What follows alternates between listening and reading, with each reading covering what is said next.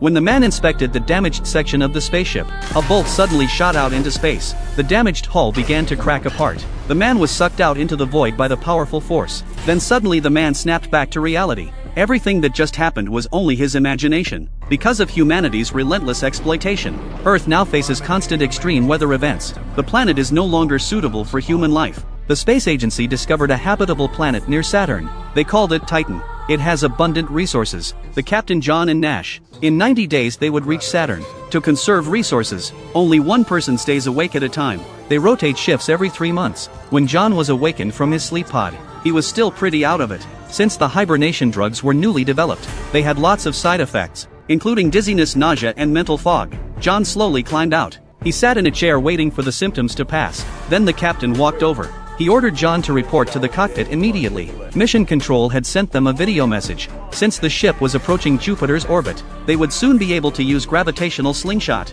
to ensure mission success. All 3 crew members needed psychological evaluation. As John sat in the evaluation room, his mind drifted to meeting his girlfriend Zoe. To pass the test, John gave answers he didn't really mean. During a routine inspection, John suddenly heard his girlfriend's voice calling. He couldn't believe it and went to check, but nobody was there. Just as John was about to leave, the ship started shaking violently. The lights flickered on and off. John lost his balance. Then the system alarms started blaring. Everything was chaos. After the ship stabilized, John slowly got to his feet. 2 bolts had fallen from overhead.